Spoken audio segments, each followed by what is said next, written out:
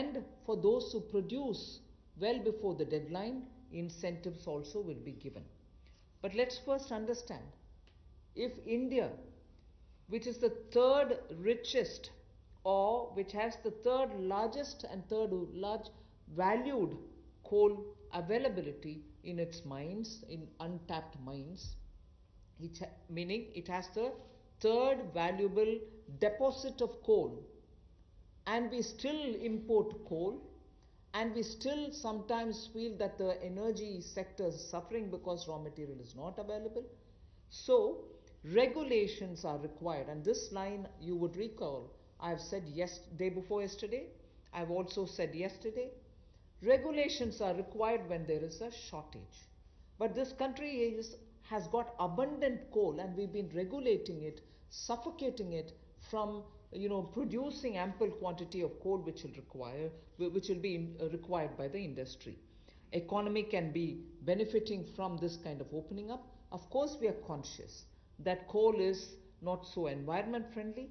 So in order to have coal converted into gas, we are providing incentive so that coal is also used, but the environment commitments of India are honored, and we benefit from gasification of coal. And also the coal bed methane also will be auctioned, so that these coal beds which are with Coal India but untapped also can benefit the country. So the coal bed methane extraction also will happen through auctioning. 50,000 crores will be spent by Government of India for creating evacuation infrastructure, because after the coal is mined, brought to the pit head, you don't have enough right kind of infrastructure to have this coal bed methane extraction evacuated from also there. Will happen. 50,000 crores is being given to ensure that evacuation infrastructure is provided. So this is in evacuation infrastructure, because after the coal is mined, brought to the pit.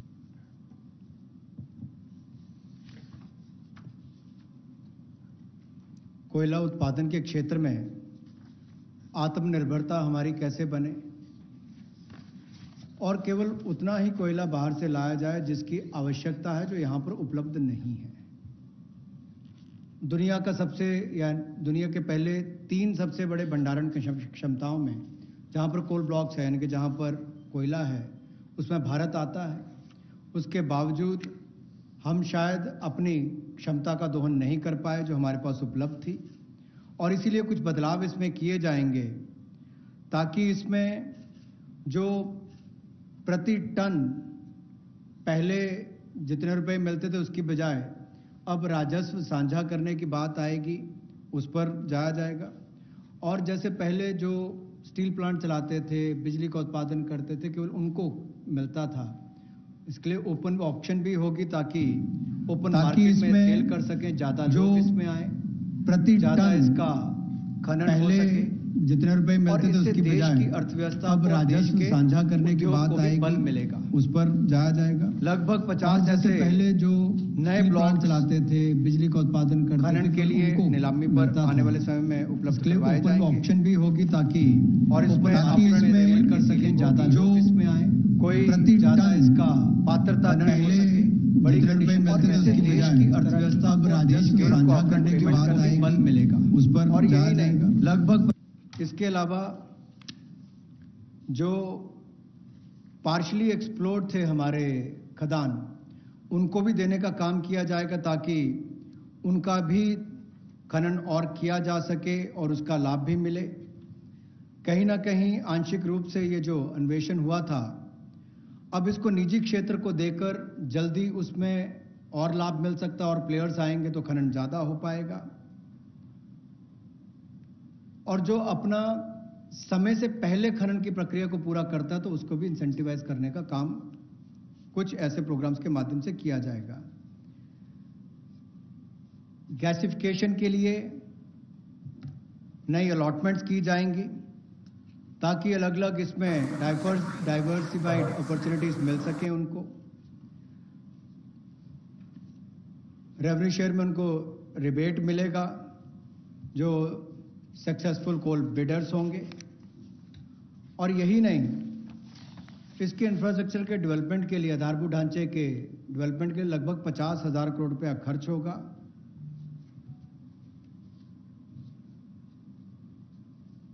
और ये जो कोल India limited की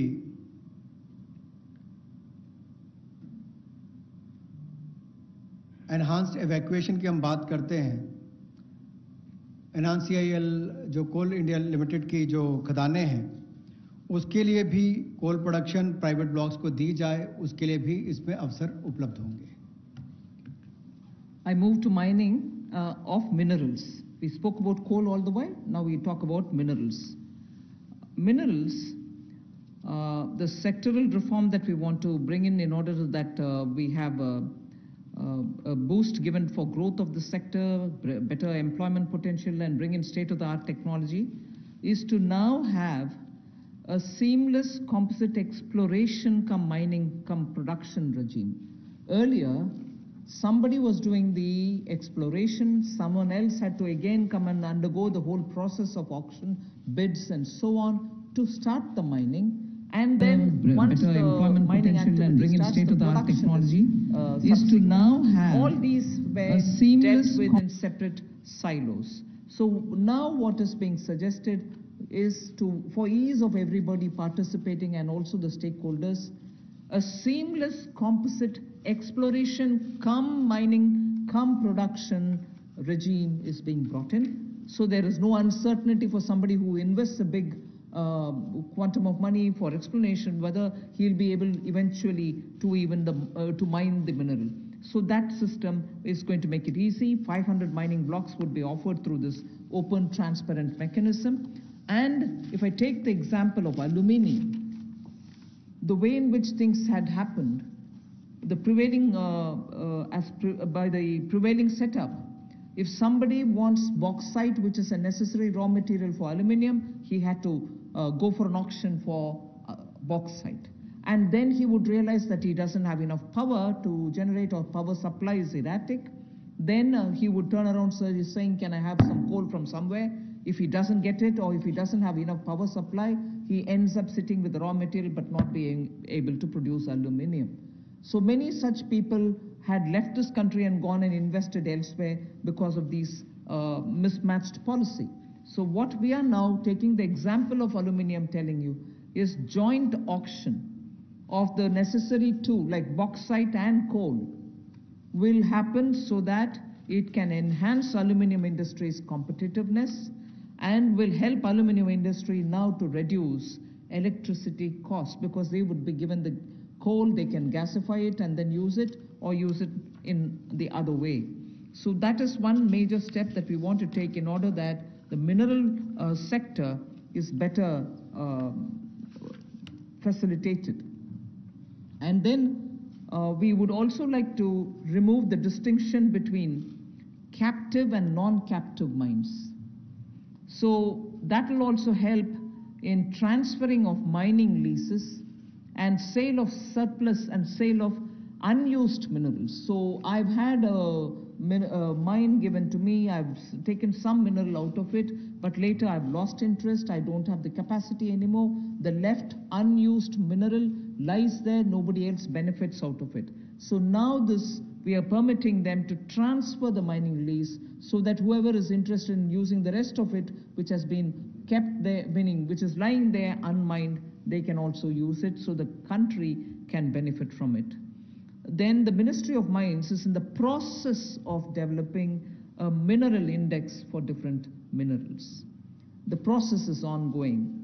Then a rationalization of stamp duty, which is payable at the time of award of mining leases, is also happening. So these two slides have clearly told you about the various reform steps that we're taking in order that this country, which is rich in minerals, gets timely served by the availability of the minerals for the industries to benefit from. जहां कोयले वाले में पहले partially explored blocks, इनके भी auction करने की option दी जाएगी, ताकि उसकी एक्सप्लोरेशन भी हो सके और उसकी प्रोडक्शन से भी उसका लाभ लिया जा सके। इसमें प्राइवेट सेक्टर की पार्टिसिपेशन को बल मिलेगा और इससे इस क्षेत्र को बढ़ावा मिलेगा। गैसिफिकेशन की जो बात की गई, इससे भी एक डाइवर्सिफाई करके क्लीन फ्यूल की तरफ जाने की बात अगर हम करें तो उसका भी लाभ मिल पाएगा। और इसमें भी लगभग इंफ्रास्ट्रक्चर की डेवलपमेंट के लिए 50,000 करोड़ रुपये का खर्च होगा। और यही नहीं, जो कन्वेयर बेल्ट वगैरह बनानी है रेलवे तक जाने के लिए, रेल हेड तक जाने के लिए 18,000 करोड़ रुपये का निवेश उसके ऊपर भी होगा। तो वो भी एनवायरनमेंट फ्रेंडली उस तरह के कदम उस पर उठाए जाएंगे, इससे भी उसको बल मिलने वाला है। और कोयले के क्षेत्र में एक बड़ा कदम है। कोल बेड मीथेन की जो बात करते हैं, उसकी एक्सट्रैक्शन के लिए भी उसमें उनको अधिकार दिए जाएंगे। और ईज ऑफ डूइंग बिजनेस में उसमें भी इसकी सिंप्लीफिकेशन और की जाएगी ताकि माइनिंग प्लान को छोटा किया जा सके और 40% इसमें ऑटोमेटिक जो इंक्रीज है वो एनुअल प्रोडक्शन में देने का अवसर मिलेगा। और कंसेशन कमर्शियल टर्म्स में कहा जाए तो लगभग 5,000 करोड़ के इसमें वो भी होंगे। यही नहीं, इसके अलावा जो मिनरल सेक्टर में, खनिज क्षेत्र में आपने जो संरचनात्मक सुधार लाने की बात कही है, उसमें भी seamless composite exploration cum mining production regime की हम बात करते हैं कि इसको लाएंगे। और 500 माइनिंग ब्लॉक्स ये उपलब्ध करवाए जाएंगे। और इसमें भी बॉक्साइट और कोल मिनरल ब्लॉक्स, इसकी ज्वाइंट ऑक्शन हो, नीलामी प्रक्रिया हो, इसको बल दिया जाएगा ताकि जो एल्युमिनियम इंडस्ट्री है इससे उसको लाभ मिलेगा। अपनी बिजली की जो लागत आती है उसको कम करने के लिए भी, और एल्युमिनियम मैन्युफैक्चरिंग भी यहाँ पर ज़्यादा हो, इससे उसको बल मिलने वाला है।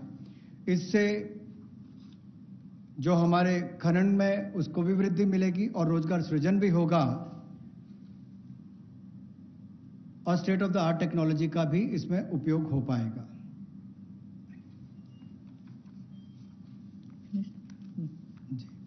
मिनरल इंडेक्स बनाने की एक बात हमने यहाँ पर की है, जिसको डेवलप किया जाएगा और स्टैंप ड्यूटी को रैशनलाइज किया जाएगा।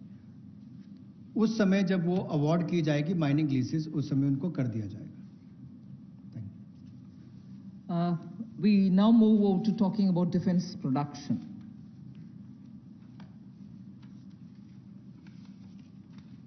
Make in India and self-reliance have now, as I said, become a partner in the sense of, for self-reliance, Make in India is absolutely necessary. And particularly when you're talking about critical industries like defense, we need to be self-reliant where we really can be. Of course, armed forces require best of equipments. They need some of the latest technology-driven equipments. Some high-tech equipments are required, which have to be imported. They can be imported.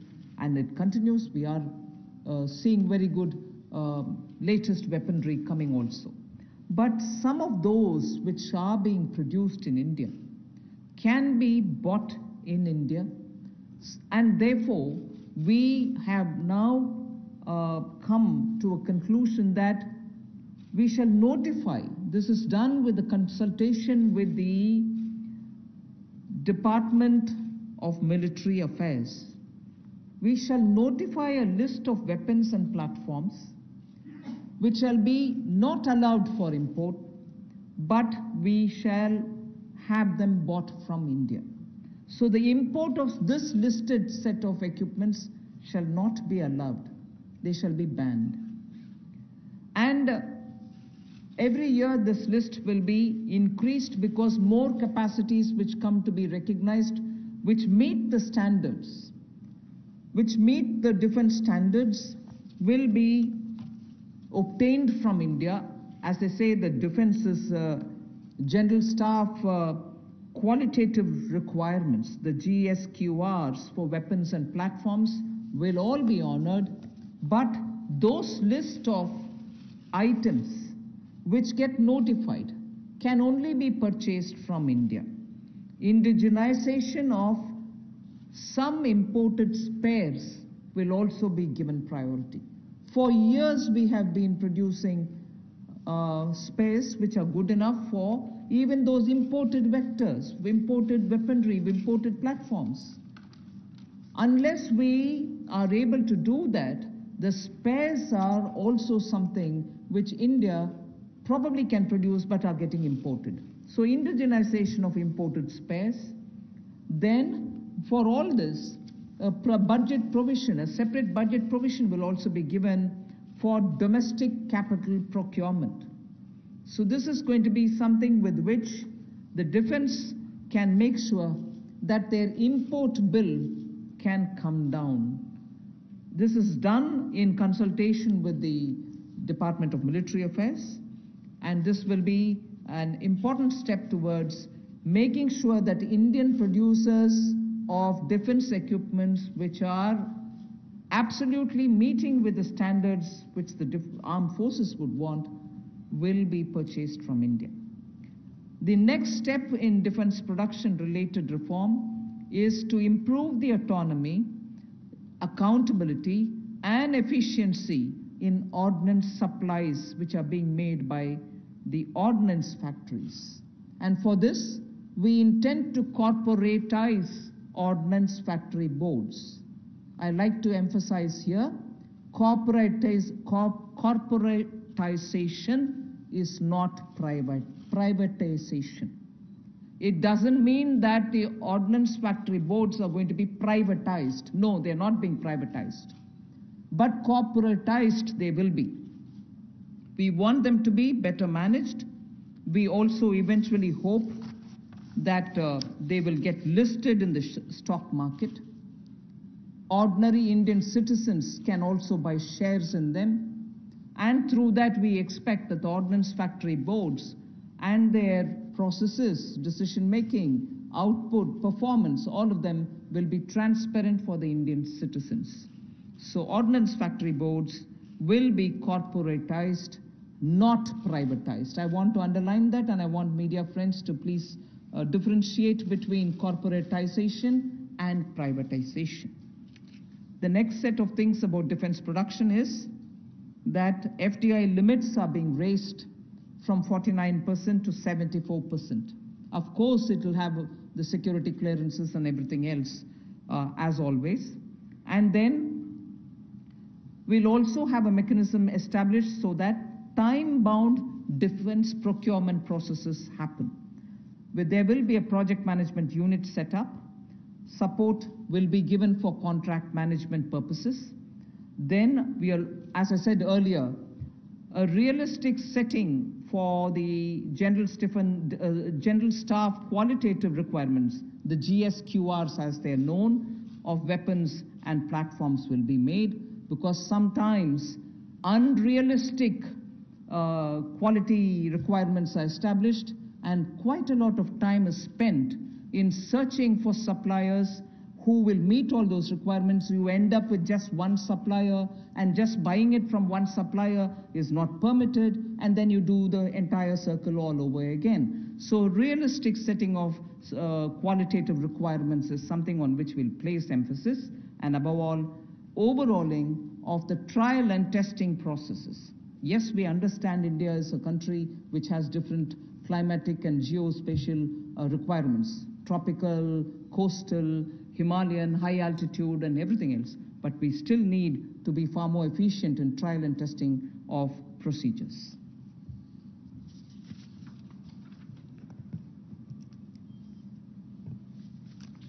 रक्षा उत्पाद में आत्मनिर्भरता लाने के लिए make in India को बल देना बहुत आवश्यक है और पिछले 3 वर्षों में बहुत सारे क्षेत्रों में भारत में इस दिशा में कदम उठाए गए और रक्षा उत्पाद के लिए मेक इन इंडिया को बल देना और आत्मनिर्भरता लाना इस दिशा में कदम है। वेपन्स की लिस्ट को नोटिफाई किया जाएगा, प्लेटफॉर्म्स की लिस्ट को नोटिफाई किया जाएगा और उन पर बैन लगाया जाएगा इंपोर्ट के लिए। हर साल इसके लिए अलग अलग टाइमलाइंस आती जाएंगी ताकि वर्ष प्रति वर्ष भारत में हथियारों का उत्पादन यहीं पर हो और हम विदेशों पर कम निर्भर रहें, उस दिशा में एक कदम है। जो पुर्जे भी हमें इंपोर्ट करने पड़ते हैं उसमें भी कमी लाने के लिए उनकी मैन्युफैक्चरिंग यहीं पर हो, भारतीय कंपनियों में उनका निर्माण हो, यहीं पे भारत में हो। और यही नहीं, इसके लिए सेपरेट बजट का प्रावधान भी किया जाएगा जो डोमेस्टिक कैपिटल प्रोक्योरमेंट है उसके लिए।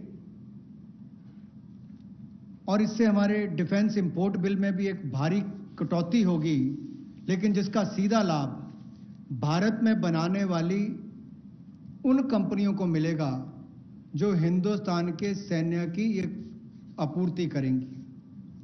और इसी दिशा में ऑटोनॉमी लाने के लिए और ज़्यादा जवाबदेही अकाउंटेबिलिटी तय करने के लिए और कामकाज में एफिशिएंसी लाने के लिए ऑर्डिनेंस सप्लाईज जो हैं, जो हमारी कॉरपोरेशन है, जो हमारे ऑर्डिनेंस फैक्ट्रीज हैं, उनका कॉरपोरेटाइजेशन यानी कि निगमीकरण करने की हम बात कर रहे हैं। और निगमीकरण और निजीकरण में बहुत अंतर है। ऑर्डिनेंस फैक्ट्री बोर्ड का निगमीकरण होगा ताकि उनके कामकाज में और सुधार हो, बेहतर प्रोडक्ट बन सकें, सेना को और अच्छे हथियार मिल सकें, दुनिया भर के देशों पर हमारी निर्भरता कम हो, हिंदुस्तान के अंदर और रोजगार पैदा हो सके, कंपनियों को लिस्टिंग कराकर उनकी भी क्षमता बढ़ाने का काम किया जा सके।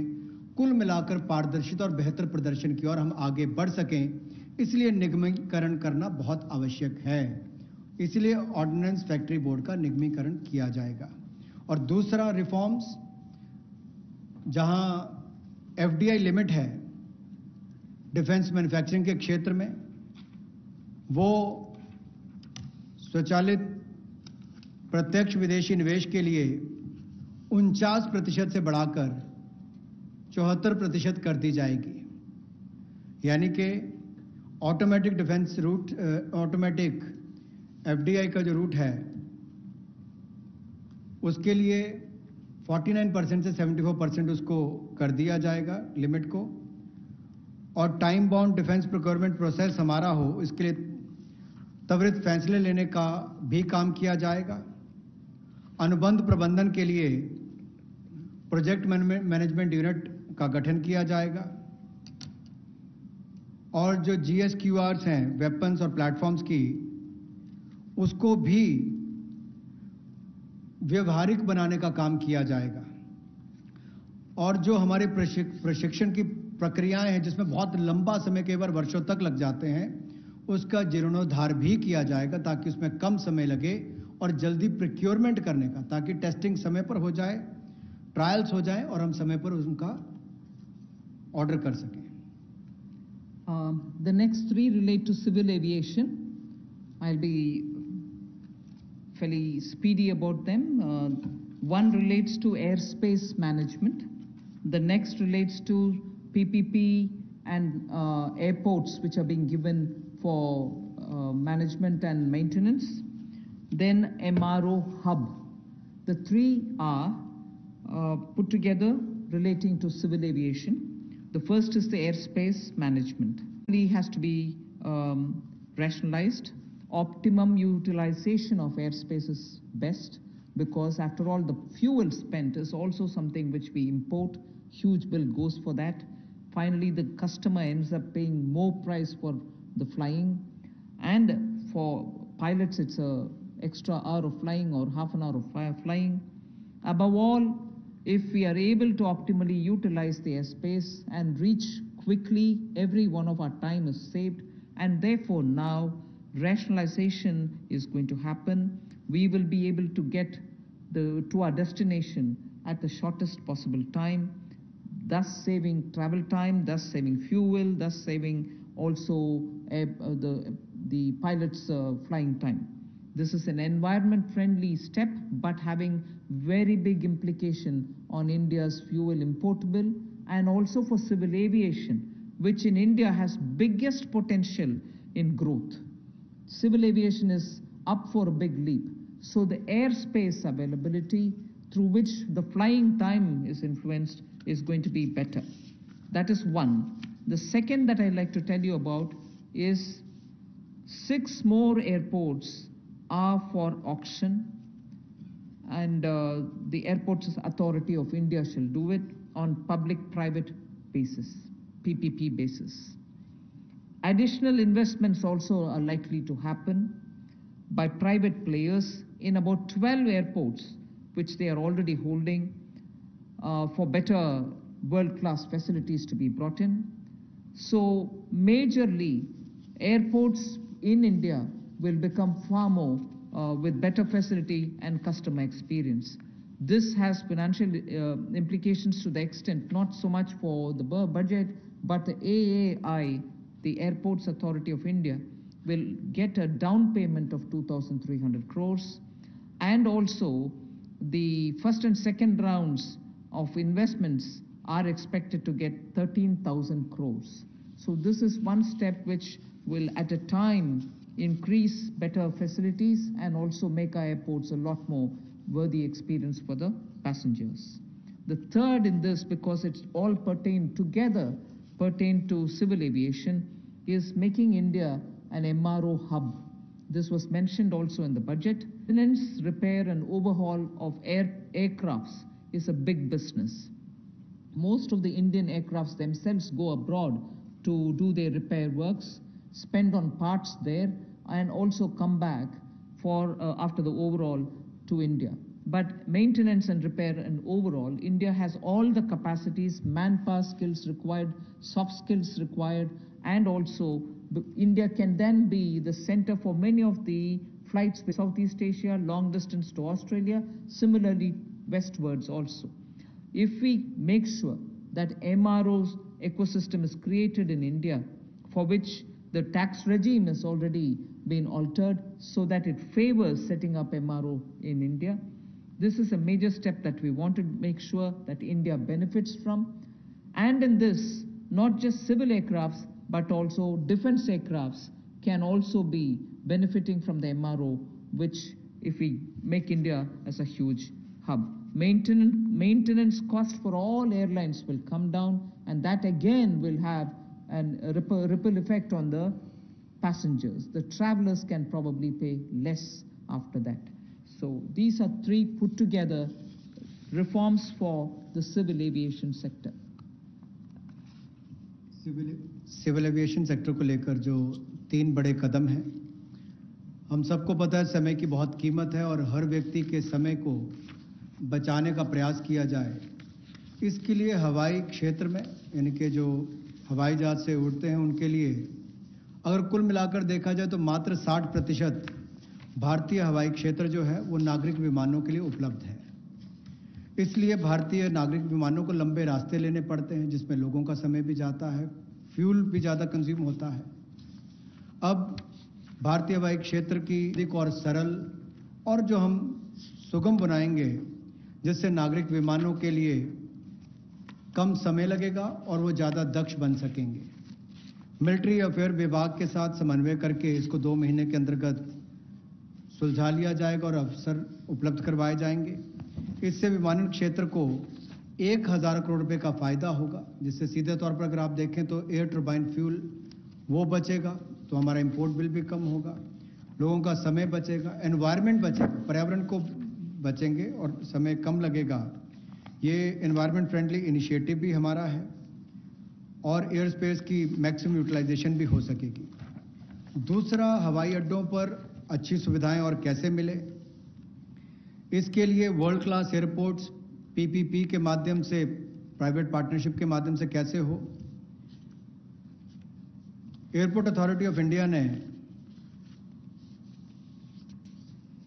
ये सार्वजनिक निजी साझेदारी के तहत 6 में से 3 हवाई अड्डों का अनुबंध प्रदान किया है और इसमें से जहां पहले 540 करोड़ रुपया आता था प्रतिवर्ष, अब 1000 करोड़ रुपया आता है। और इसके अलावा एयरपोर्ट अथॉरिटी ऑफ इंडिया को डाउन पेमेंट भी लगभग 2300 करोड़ रुपए की मिलेगी। ये एनुअल रेवेन्यू जो 6 एयरपोर्ट्स का है, और 6 और एयरपोर्ट्स को आइडेंटिफाई किया गया है दूसरे राउंड की बिडिंग के लिए। इसका बिड प्रोसेस भी जल्द शुरू कर दिया जाएगा। अतिरिक्त निवेश जो हम इस प्राइवेट प्लेयर्स के माध्यम से देख रहे हैं निजी क्षेत्र में, ये 12 हवाई अड्डों में पहले और दूसरे चरण में लगभग 13,000 करोड़ रुपए का आएगा।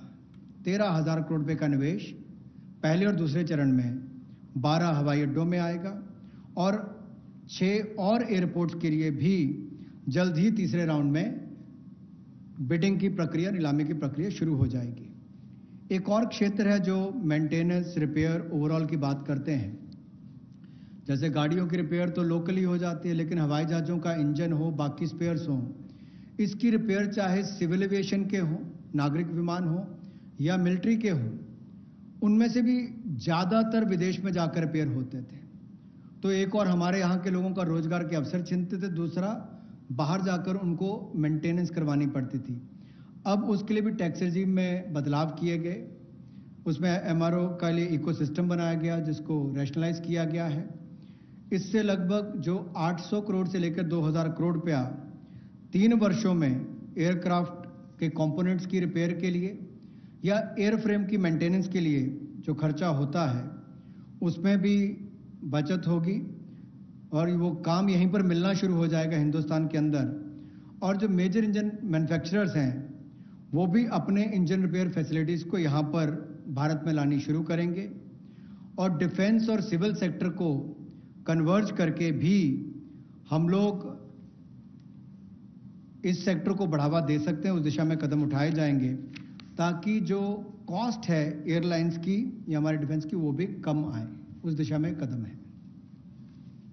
I move to talking about the next reform step. The power distribution companies in union territories shall be privatized. And that is likely to be also, it will be in line with the tariff policy which is soon to be announced. The tariff policy reform will of course talk about consumer rights. The inefficiencies of DISCOMs will not become a burden on consumers. DISCOMs will ensure adequate power. The standard of service that they provide will improve, and they will promote industry better by providing open access. Sustainability is an issue with power sector. We want to be sure that timely payments to the GENCOs happen. You are aware that 90,000 crores have been given this time because DISCOMs were not able to pay or service their dues to the GENCOs. Such disruptions or ups and downs should be avoided, and DBT also for subsidy receiving beneficiaries will be given directly, and smart prepaid meters will be set up, about which I had mentioned in the budget also. So tariff policy coming into place will also see one more major step, in that in the union territories we shall make sure that the DISCOMs are privatized. Suboptimal performance of power distribution and supply can never be in favor of the customer. So that is as regards power sector reforms.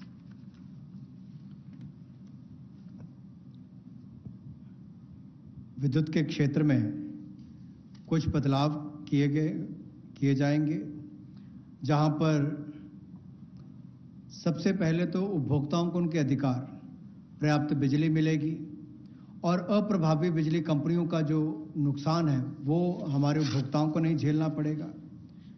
Discoms को पर्याप्त बिजली उपभोक्ता को उपलब्ध करवानी पड़ेगी, load shedding करने वाले को पेनलाइज किया जाएगा।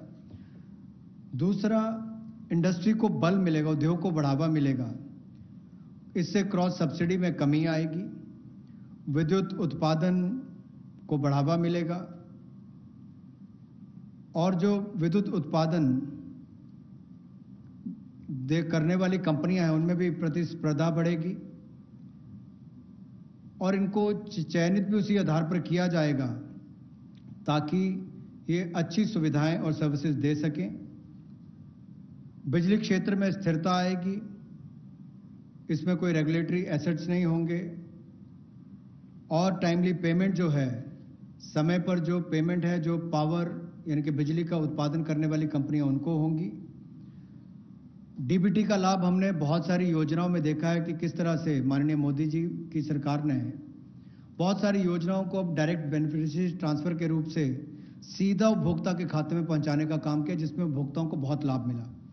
तो यहाँ पर भी सब्सिडी डीबीटी के माध्यम से और स्मार्ट प्रीपेड मीटर्स लगाने का काम किया जाएगा, ताकि किसी के साथ कोई धोखाधड़ी ना हो सके और उसका भी लाभ मिलेगा। इसके साथ साथ जो वितरण है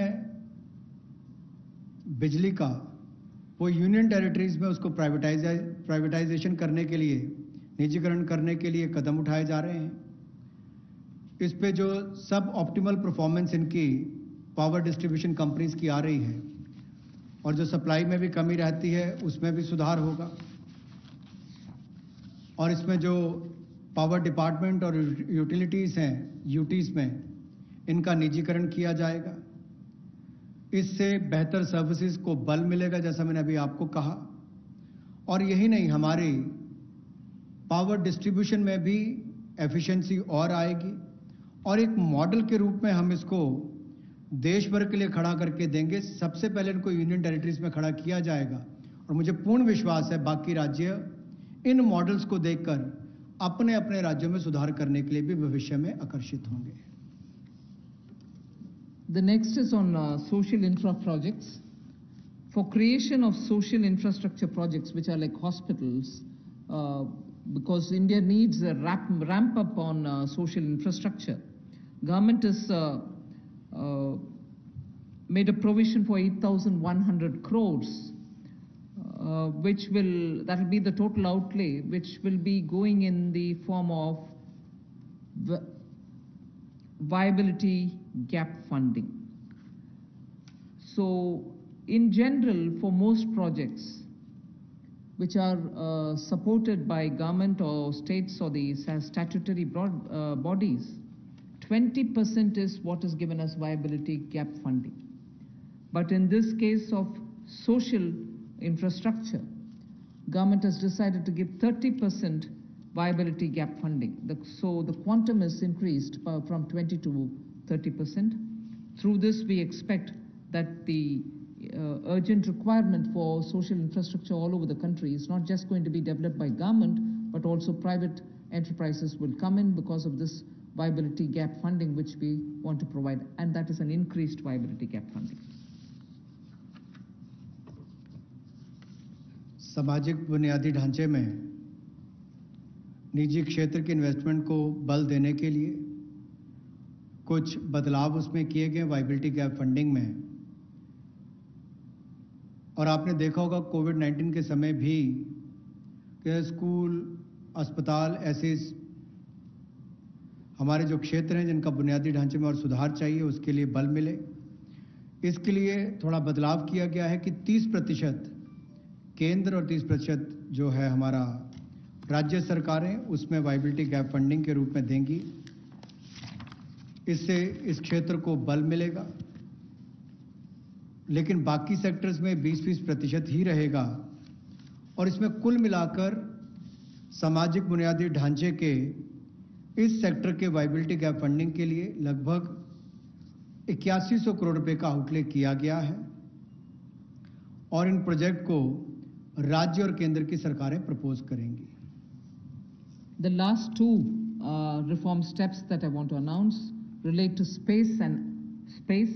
The next one relates to atomic energy.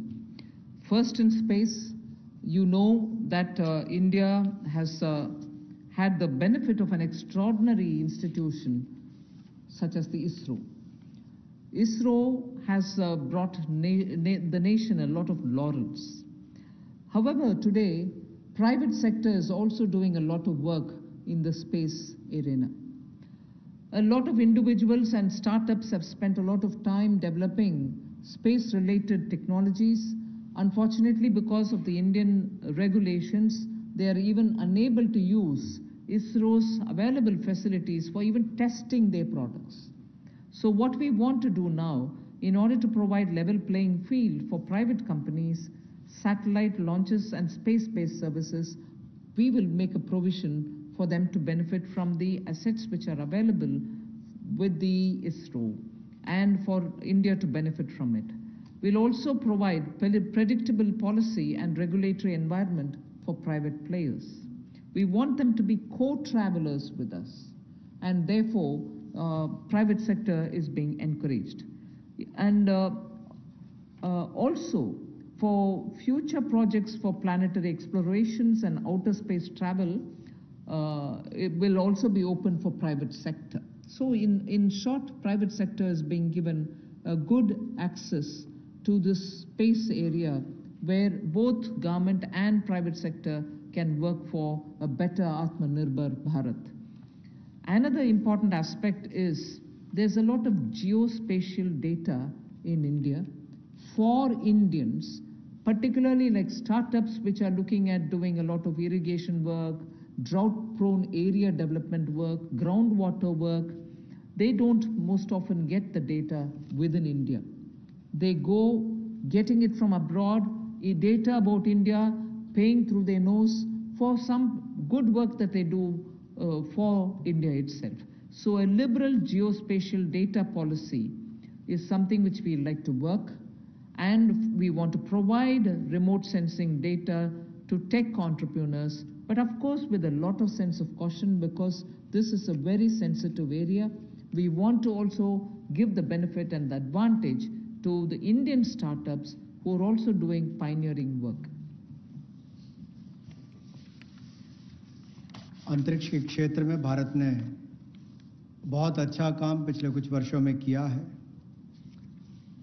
अब इस क्षेत्र में निजी क्षेत्र भी किस तरह से सहभागी हो, कैसे वो भागीदार बने और उपलब्धियों भरा आने वाला समय हो, इसके लिए अंतरिक्ष क्षेत्र की गतिविधियों में प्रतिपादक वृद्धि लाने के लिए निजी क्षेत्र की भागीदारी को बढ़ाने का अवसर दिया जाएगा, ताकि प्राइवेट कंपनीज को भी बराबरी का एक तरह से अधिकार, जैसे लॉन्च करने की बात हो या सैटेलाइट्स की बात हो या अंतरिक्ष क्षेत्र से जुड़ी हुई सेवाएं देने की बात हो, चाहे कम्युनिकेशन सैटेलाइट से बाकी हो, अनुमानित नीति लाकर हम अंतरिक्ष क्षेत्र में एक बड़ा सुधार लाएंगे।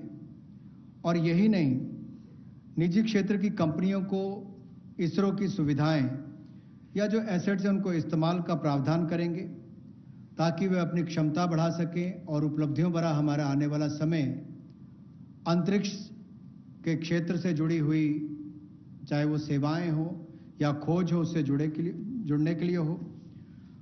भविष्य में चाहे वो ग्रहों की खोज की बात हो या बाहरी अंतरिक्ष यात्रा जैसे प्रोजेक्ट्स हो, इनमें भी निजी क्षेत्र आगे बढ़कर आए, ऐसा हमारा प्रयास रहेगा। उदार जियोपॉलिटिकल डाटा पॉलिसी हम लेकर आएंगे रिमोट सेंसिंग डेटा के लिए, ताकि टेक्नोलॉजी एंटरप्रेन्योर्स, विशेष तौर पर स्टार्टअप्स जो इस पर काम करते हैं, उनको विदेशी कंपनियों पर निर्भर ना रहना पड़े, वो इस दिशा में बड़े कदम उठा सकें। इस दिशा में कदम उठाए जाएंगे और पॉलिसीज पर लाई जाएंगी। The last step for today under the set of reforms that we are announcing is related to atomic energy related reforms.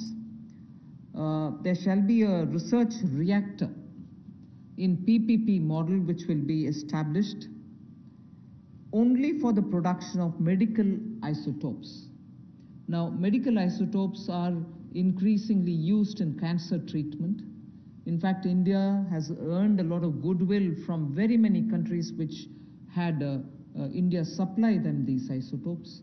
So absolutely for promoting welfare of humanity through affordable treatment for cancer and other diseases, we shall be establishing a research reactor in PPP mode, and that will produce medical isotopes.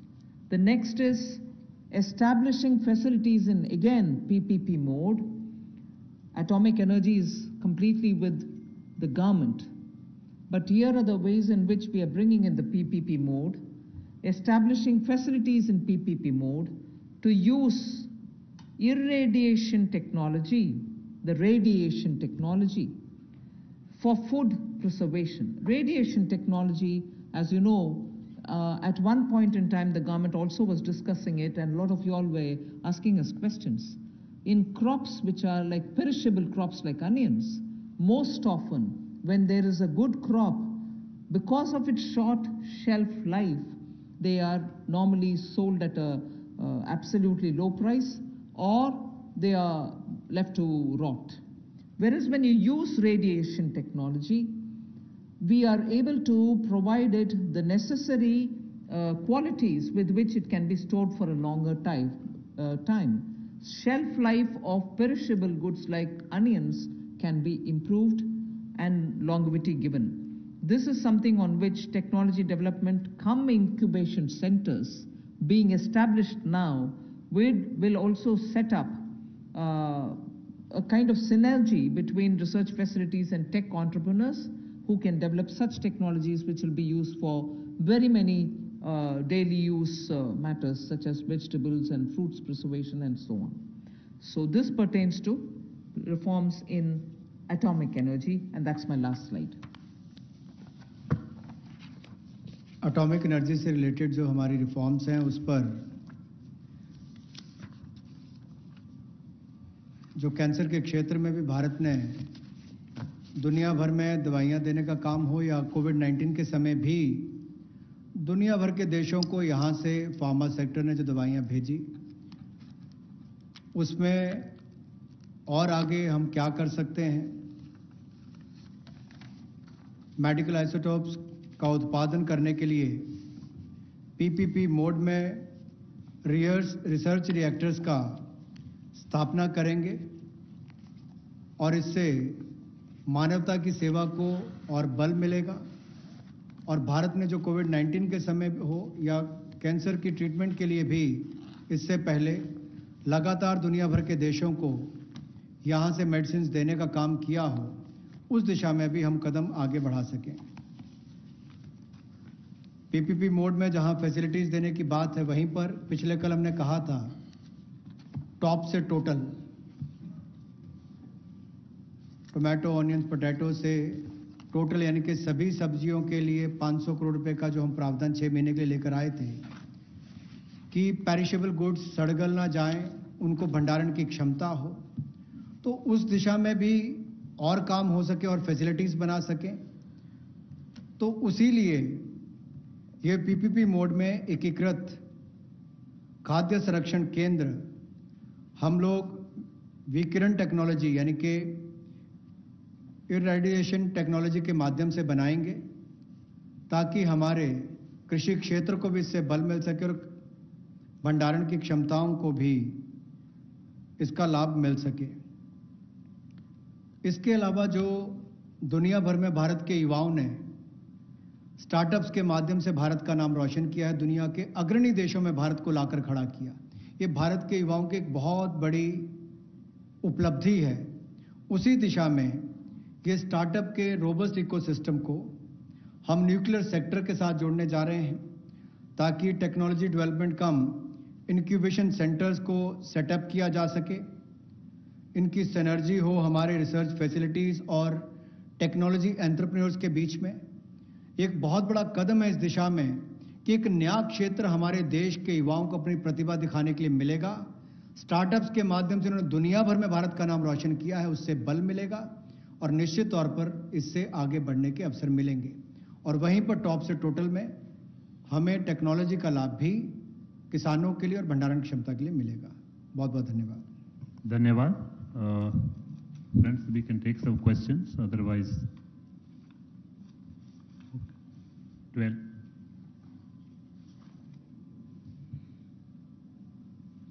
Very good afternoon, ma'am. Sapna here from CNBC TV 18. Ma'am, 2-3 questions have come up on the sectors that which you have announced the reforms. So I'll start with the first one. 1 second, hang on. This is on. How soon will the government bring in amendments or reforms in the mining sector? Amendments, ma'am. Will it be via ordinance? When are they going to conduct? When is the conduct of the first commercial coal mining auction likely? And ma'am, similarly on the defense side, On defense FDI, access to modern technology is a condition for defense FDI above 49%. Now that FDI cap is being increased, will the condition of access to modern technology done away with for FDI up to 74%? These two questions. And ma'am, one broad question also that's doing the rounds. People are asking that, what about the demand side measures to contain the COVID pandemic, ma'am, the after effects? Thank you, ma'am. Well, I would only say on coal-related issues, when is the auction going to happen? When are you going to bring the, legislative amendments? Are you going to do it by ordinance? We intend doing it at the earliest. I do not want to get into details of when, how, and so on. But the intent has been very clearly expressed here. Action will soon follow. That's about coal. And defense production, defense FDI-related issues, the ministry concerned will come up with the detailed answers. Not just answers, but also the notification stating how that is going to work out. We've given broadly the items on which reform steps are being announced today. That's the second. And third, you said demand-related COVID by putting money in the hands of the people, by also creating environment through which investment and restoring the MSMEs to get back to doing business as soon as the lockdown either gives partly some kind of a protocol through which they can get back to business. We hope that people will get back to doing something and earn their living. So these are definitely also steps through which more money is in their hands. I know I'm talking again about refunds, which is their money, people's money, but that is also being pushed out so soon instead of spreading it over next couple of months so that people can have money in their hands again. Those taxation amounts which they have to pay, we are saying, all right, don't pay now, you pay later. That's money in their hands. So I can go on a bit like this. I'm not really indicating or saying I've done everything possible. We are trying to help people so that they can have money in their hands now, and that is definitely going to help in boosting demand. 114. Madam नमस्कार, महावीर सिंह बोल रहा हूँ PTI भाषा से। आपने किसानों के लिए हाल में कई घोषणाएं की हैं, किसानों को उनकी उपज का अच्छा दाम मिले, उनको अपनी पसंद के बाज़ार में माल बेचने की सुविधा मिले। सरकार कई चीज़ों के एमएसपी घोषित करती है, गेहूं, चावल, तिलहन, कई चीज़ों की एमएसपी हर साल घोषित करती है, लेकिन लगातार ये शिकायत मिलती है कि किसानों को एमएसपी नहीं मिलता है। अभी जैसे सरसों की फसल आ रही है, सोयाबीन की फसल आने वाली है, तो एमएसपी उनको नहीं मिलता है। एक आपका जो एनसीडीएक्स और ये वायदा बाज़ार चलते हैं, फॉरवर्ड मार्केट होती है, उसमें सब में दाम एमएसपी से नीचे बोले जाते हैं, नीचे चलते हैं। तो सरकार इसके बारे में क्या सोच रही है कुछ, कि उसमें फॉरवर्ड ट्रेडिंग होती है कि जून में ये रेट होगा, जुलाई में ये रेट होगा, सब एमएसपी से नीचे होता है। तो सरकार जब एक तरफ किसानों को ऊंचा दाम देने की बात कर रही है और दूसरी तरफ फॉरवर्ड मार्केट में दाम एकदम नीचे होता है, कैसे सरकार इसको किसानों को फ़ायदा पहुंचाएगी? एमएसपी जब सरकार देती है, मार्केट रेट से जब प्राइस गिर जाता है, उस समय उनको एमएसपी के द्वारा सरकार प्रोक्योरमेंट में जोड़ने में उनको सही दाम मिल पाएगा। अगर आप बोल रहे हैं एमएसपी नहीं दिया जाता है, ज़रूर वो स्टेट में हम पूछ सकते हैं कि क्या कुछ विषय है। सो मैं इससे ज़्यादा स्पेसिफिकली वो नहीं मिल रहा है, कहाँ नहीं मिल रहा है, ऐसे तर्क कर नहीं सकती हूँ।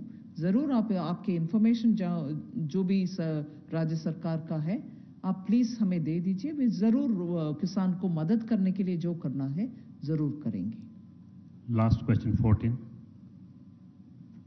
Ma'am, two things. Timsi this side from CNBC TV 18. Firstly, you referred today.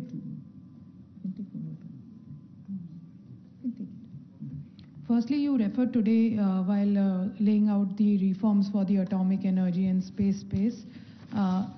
What else is there in store for startups in the reforms, in the various announcements that you've made so far? Does the MSME package that you had earlier announced, where 3 lakh crore rupee fund was announced, is that also applicable for startups? Of course. And secondly, you also spoke about the taxation benefits given to the MRO industry. Is it the GST reduction that was done recently that you are referring to, or is there something new under the taxation reforms, or reduced taxation is what you are wanting to say for the MRO industry? All right. Yes, the provisions extended for MSMEs will also be applicable for startups. They are small. They can benefit from it. And on the MRO taxation, yes, Revenue Secretary, you can please. About the MRO, the issue, problem that MRO industry used to face is because the aircraft could fly to any country in the world and get their repair and overhauling done. And India, we have a very, very promising civil aviation sector. So we want that the MRO industry should be located in India, and as much repair and other things should be done within the country. One problem that used to face is that the competitiveness in terms of GST. The GST rate used to be 18%. So in the GST Council meeting held on March 14th, the rate has been brought down to 5% with full input tax credit. And that is something, which the MRO industries, that will make the MRO industry very, very competitive. There were also some other issue where some foreign airlines, if they had placed some maintenance work country and they had set up their unit inside India, they were also facing certain difficulty. That also has been taken care of. Madam, online question hai. Middle class is still expecting package for them. Will the middle class will also get a similar package which we have given to the agriculture sector and the farmers? So this is As and when we are coming up with the package, we are announcing. 33.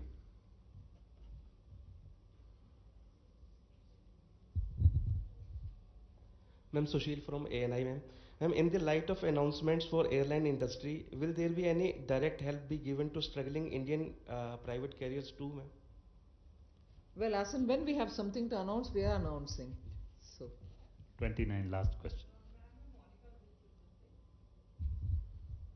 Ma'am Monika ji business ma'am मेरा सवाल है कि जो middle class salaried लोग हैं specially जो tourism sector hospitality और aviation में हैं उनकी सैलरीज भी नहीं आ रही हैं अभी साथ ही वो इंस्टॉलमेंट पे कर